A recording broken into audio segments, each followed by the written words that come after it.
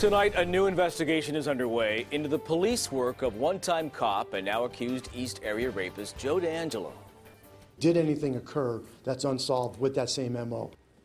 Auburn police are starting an internal investigation into whether D'Angelo also committed any crimes in their city while he was on patrol. Good evening, I'm Tony Lopez. And I'm Christina Janes. New tonight, CBS 13's Steve Large is live in downtown Sacramento with the challenge investigators are facing. Steve?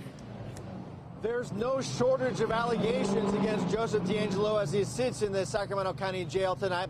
But now Auburn police are looking to see if they can add more crimes to his case.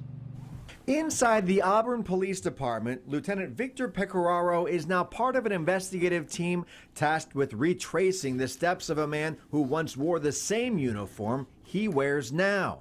Accused serial killer Joe D'Angelo. We started to think, well, what if there were any cases during his tenure here that maybe have a similar MO? D'Angelo was an Auburn police officer from 1976 to 1979. He's now accused of murdering his first victims, Rancho Cordova couple Katie and Brian Maggiore, in that same time period.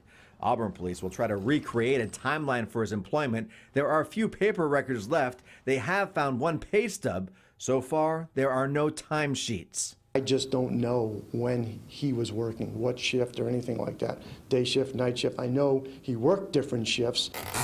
As Auburn begins its investigation inside the Sacramento Sheriff's Department, where crime scene investigators finished processing D'Angelo's home last week, more possible clues into the East Area Rapist case are coming in the way of phone calls. We have received an extremely large amount of tips that have come in. Sergeant Sean Hampton says the Sheriff's Department is handling the high call volume by reassigning personnel, treating the tips like active incidents. We have 40 years of history to look back upon.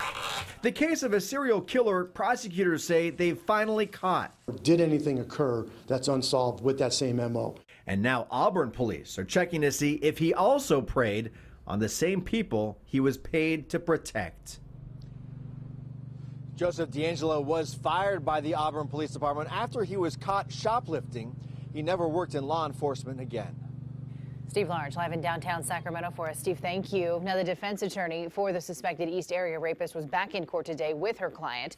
She wanted the court to stop law enforcement from collecting any more DNA or pictures of Joseph D'Angelo's body. The motion specifically asks that the judge deny any more collection of D'Angelo's fingerprints, biological materials, and photographs of his entire body, including his penis. D'Angelo will be back in court with his attorney tomorrow morning. Another hearing is set for May 14th.